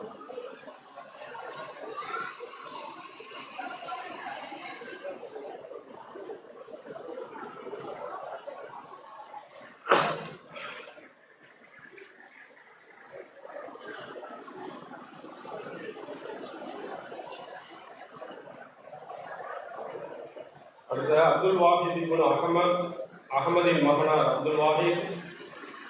இப்ராஹிம் இப்னு முகமது அர்ஷத் அலியினுடைய முகமது அர்ஷத் அலியின் மகனார் இப்ராஹிம். இது இருவர்களுக்கும் முகமது மேலாண்மை குழு உறுப்பினர் அவர்கள் பரிசு வழங்குவார்கள்.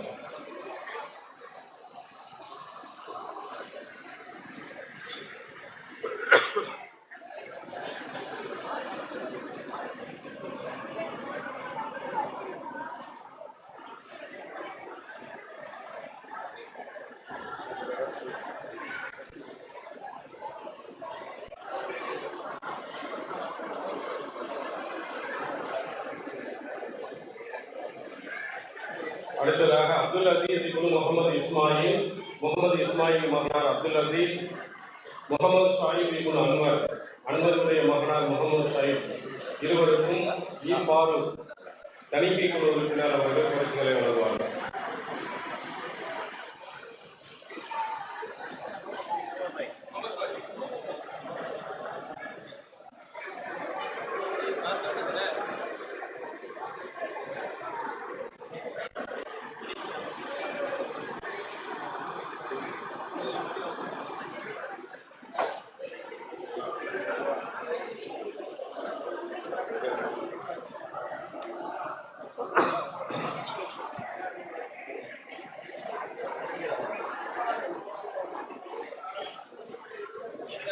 முகமது இர்ஃபான் இப்னு சையது அபு தாஹிர், எல்லாமே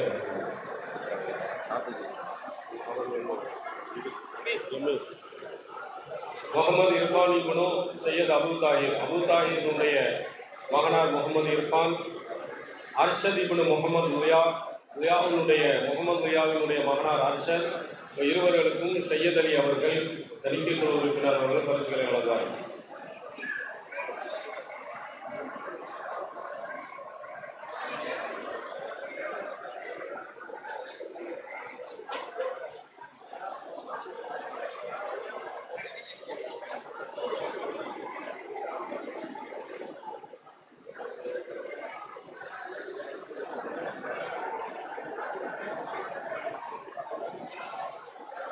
அடுத்து ஹிஸ்புல்லா இப்னு முகமது இல்முத்தீனுடைய முகமது இல்முத்தீனின் மகனார் ஹிஸ்புல்லா, நாதிர் இப்னு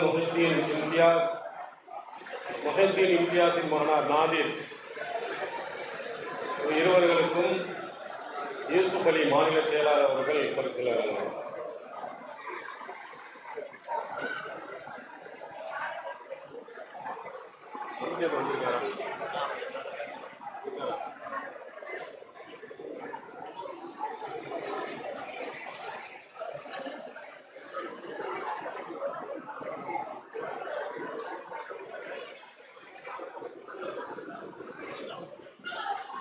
முகமது ஹனீஃப் இப்னு தாஹிருடைய மகனார் முகமது ஹனீஃப் அவர்களுக்கு மாநில செயலாளர் அம்ஜத் அவர்கள் பரிசுகளை வழங்குவார்.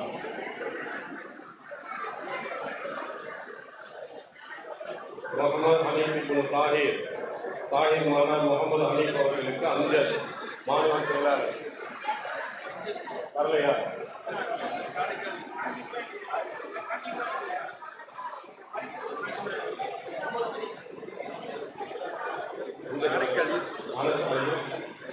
அனஸ் முன்னாள் மதரசாவின் ஆசிரியர் அவர்கள் முகமது ஹனீஃப் இப்னு தாஹிர் அவர்களுக்கு வழங்குவார்கள்.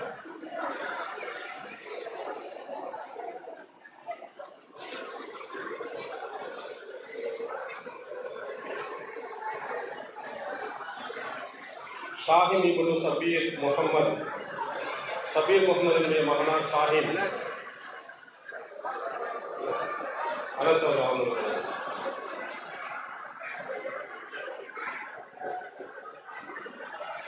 சையத் உமர் இப்னு சையத் முஹித்தீனுடைய மகனார் சையத் உமர், அகமது ஜுபைர் இப்னு உஸ்மான் ஹபீபினுடைய மகனார் அகமது ஜுபைர், இருவருக்கும் திருச்சி மாவட்ட தலைவர் உமர் அவர்கள் பரிசுகளை வழங்குவார்.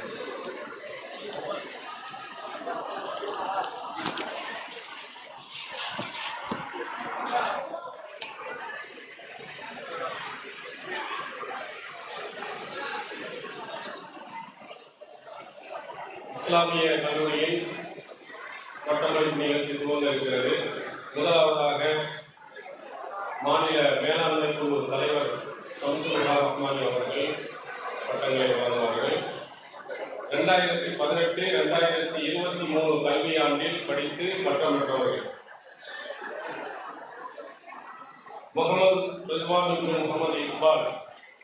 முகமது இக்பாலின் மகனார் முகமது ரிஸ்வான், ஹசன் இப்னு அப்பாஸின் மகன் ஹசன், இருவருக்கும் சபீர் அலி அவர்கள் பரிசுகளை வழங்குவார்கள்.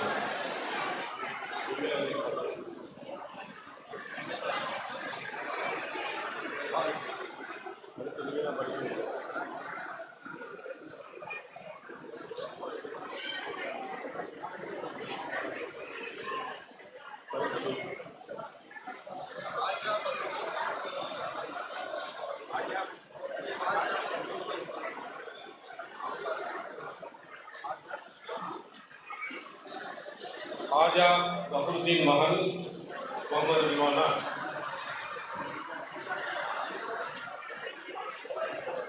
அடுத்து ஜுபைர் இப்னு ஜாஹிர் ஹுசைன். ஜாஹிர் ஹுசைனுடைய மகன் ஜுபைர். முகமது ஷைக் இப்னு அபி தாஹிர்.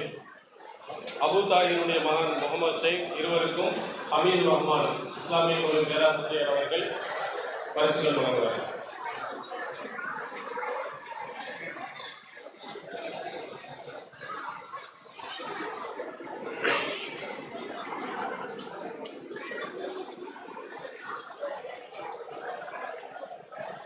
ஜுபைர், முகமது ஷேக் இருவருக்கும் ஹமீது ரஹ்மான் அவர்கள் பரிசு வழங்குவார்.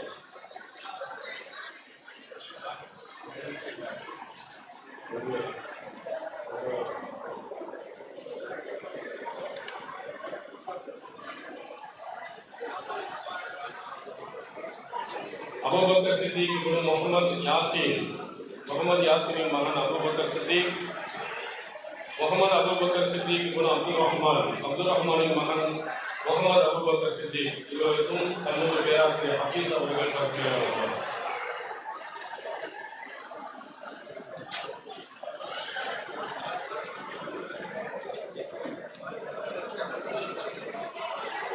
அமைதியா இருங்க.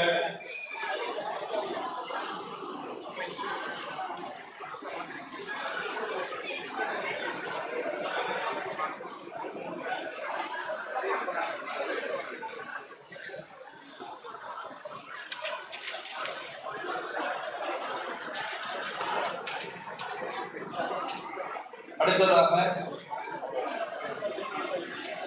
பட்டம் வாங்கின மாணவர்கள் இருங்க, குரூப் போட்டோ எடுக்கணும், அதனால போயிட்டாங்க. இப்பொழுது மாணவர்கள் 2019 முதல் 2024 வரை கல்வியாண்டை முழுமையாக முடித்து பட்டம் பெறக்கூடிய மாணவர்களுக்கு கல்லூரி பேராசிரியர் மேலாண்மை குழு உறுப்பினர் எம்.ஐ. சுலைமான் அவர்கள் சான்றிதழ்களை வழங்குவார்கள். ஹாரூன் இப்னு மூர்த்தி அவர்களுடைய மகன் ஹாரூன். இவர்களுக்கான பரிசை கல்லூரியினுடைய முதல்வர் முகமது ஒலி அவர்கள் வழங்குவார்கள். தௌஹீத் இப்னு நூர் முகமதுடைய மகன் தௌஹீத். மறைக்கிறது பேடிஸ் தெரிய மாட்டேங்குது.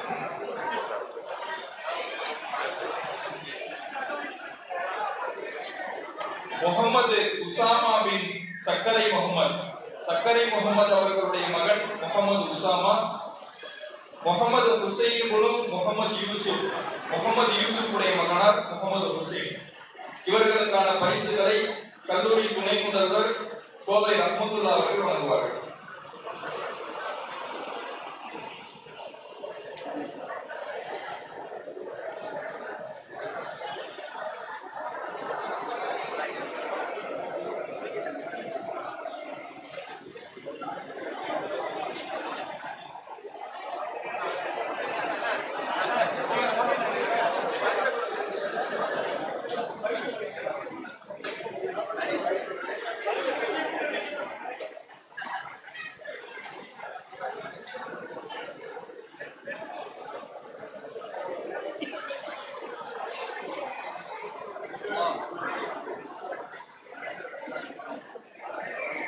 அடுத்து முகமது பிலால் இப்னு அக்பர் அலி அவர்களுடைய மகனார் முகமது பிலால்.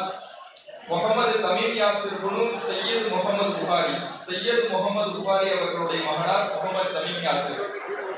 இவர்களுக்கான பரிசுகளை மாநில துணைத் தலைவர் தாவூத் கைசர் அவர்கள் வழங்குவார்கள்.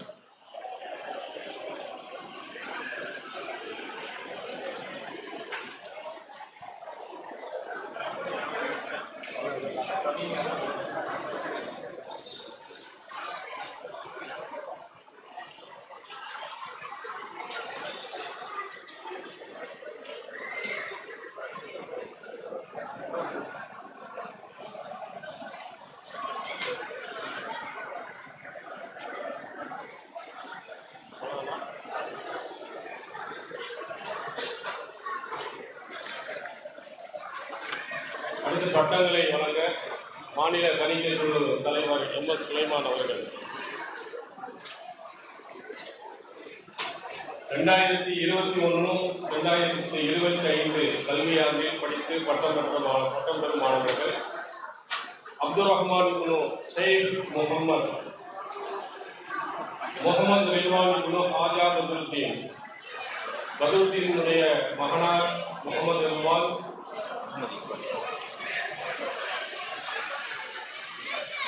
பேர் மாறி முகமது இக்பால் முகமது ரில்வான் இருக்கணும்.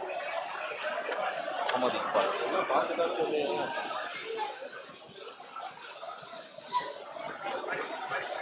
பரிசுகளை மாநில பொதுச் செயலாளர் முஜிப் அவர்கள் வழங்குவார்கள். அப்துல் ரஹ்மான் ஷேக் முகமதுடைய மகனார் அப்துல் ரஹ்மான், முகமது ரில்வான் முகமது இக்பாலினுடைய முகமது இக்பாலின் மகனார் முகமது ரில்வான், இருவருக்கும் முஜிபுர் ரஹ்மான் அவர்கள் வழங்குவார்கள். அடுத்து அப்துல் ரஹீம் இப்னு நிசார் அகமதினுடைய மகனார் அப்துல் ரஹீம், முகமது அத்தீக் இப்னு முகமது ரஃபீக், முகமது அத்தீக்கினுடைய மகனார் முகமது அத்தீக், இருவருக்கும் காஜி இப்ராஹிம் அவர்கள் பரிசீலனை.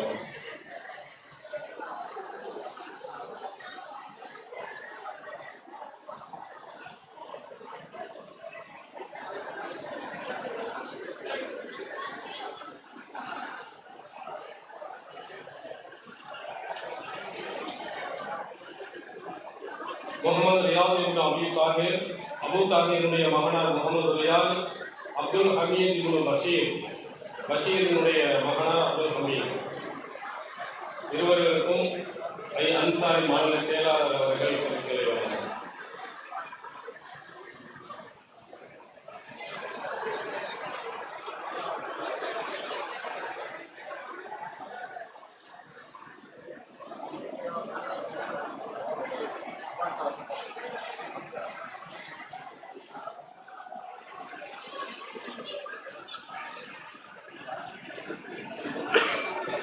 அப்துல் ஜப்பார் இப்னு முகமது அலியினுடைய மகனார் அப்துல் ஜப்பார், ஆரிஃப் இப்னு சாதுல்லாவின் மகனார் ஆரிஃப் ஆகியோருக்கு யூசுப் மாநில செயலாளர்கள் பரிசுகளை வழங்குவார்கள்.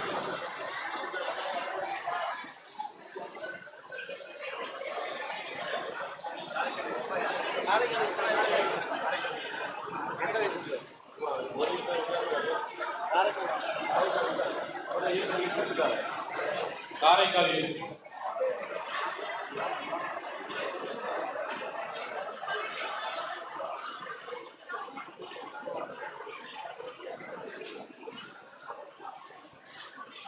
முகமது சாலிஹ் இப்னு நாகூர் கனியின் மகனார் முகமது சாலிஹ், முகமது யாசிர் இப்னு முகமது யூசுஃபினுடைய மகனார் முகமது யாசிர், இவர்களுக்கு கலீல் ரசூல் அவர்கள் பரிசுகளை வழங்குவார்கள்.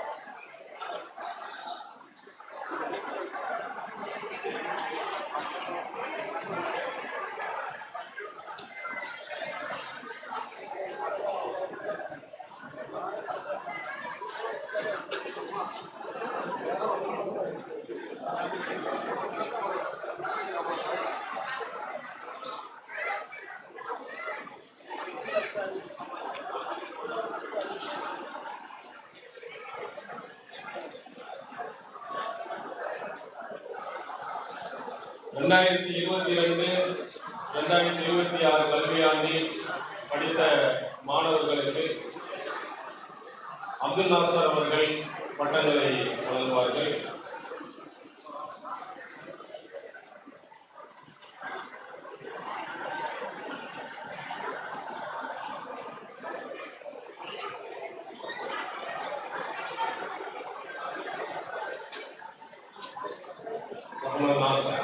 முகமது அஷ்ரப் இப்னு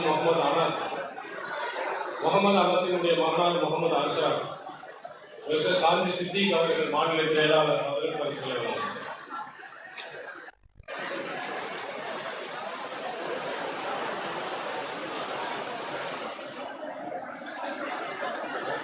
முகமது அசாருத்தீன் இப்னு அப்துல் நாசிர்,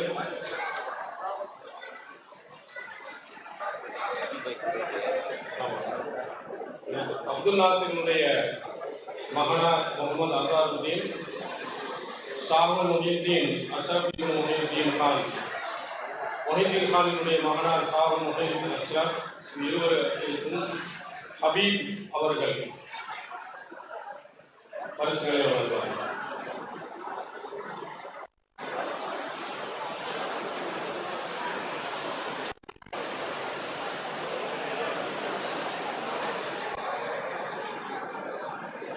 அடுத்து அபூ தல்ஹா இப்னு சுலைமான் அவர்கள் மகனார் அபூ தல்ஹா, முகமது ரிலா இப்னு இஸ்மாயிலுடைய மகனார் முகமது ரிலா. இருவருக்கும் மாநில செயலாளர் சையத் முகமது அவர்கள் பரிசுகளை வழங்குவார்கள்.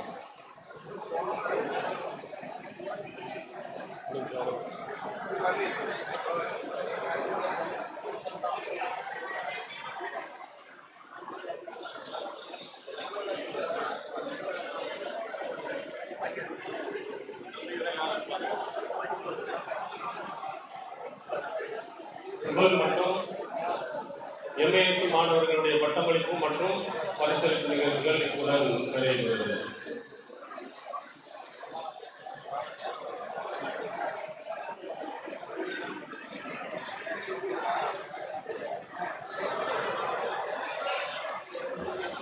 அஸ்ஸலாமு அலைக்கும் வரஹ்மத்துல்லாஹி வபரகாத்துஹு.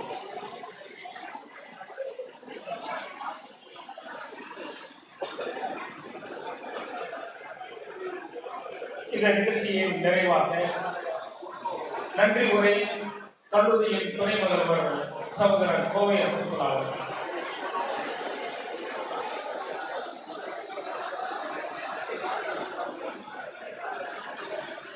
அஸ்ஸலாமு அலைக்கும் வரஹ்மத்துல்லாஹி வபரகாத்துஹு. கண்ணியத்திற்குரிய சகோதர சகோதரிகளே, தாய்மார்களே, அல்லாஹ்வுடைய மாபெரும் அருளால் தமிழ்நாடு தௌஹீத் ஜமாஅத்தினுடைய மார்க்க கல்வி நிறுவனங்களான இஸ்லாமிய கல்லூரி 25 ஆண்டுகளை நிறைவு செய்திருக்கிறது. அத்தக்குவா ஹிஃபுல் மதரசா சுமார் 8 ஆண்டுகளை கடந்திருக்கிறது.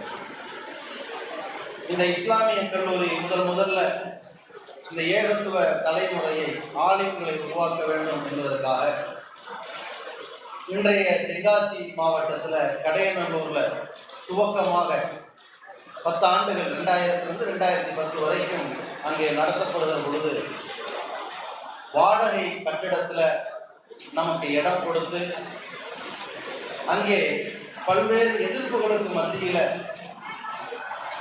எங்களை எல்லாம் அந்த ஊரில் உள்ள கொள்கை சொந்தங்கள் தங்களுடைய வீட்டு பிள்ளைகளை போன்று எங்களை அனுசரித்து பல ஒத்துழைப்புகளோடு அந்த மதரசா நடைபெற்று வந்தது.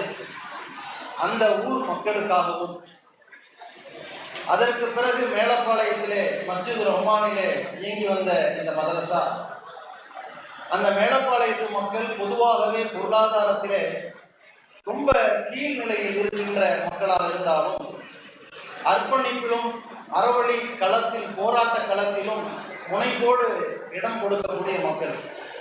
அந்த மக்கள் தங்களுடைய பிள்ளைகளாக இந்த மதரசா மாணவர்களை அரவணைத்து பல ஒத்துழைப்புகளை நல்கி அந்த மதரசா இயக்குவதற்கு காரணமாக இருந்தார்கள். அவர்களுக்கும் பிறகு திருச்சியிலே அல்லாஹ்வுடைய மாபெரும் அருளால் ஜமாத்திற்கு சொந்தமாக ஒரு இடத்தை கொடுத்தார்.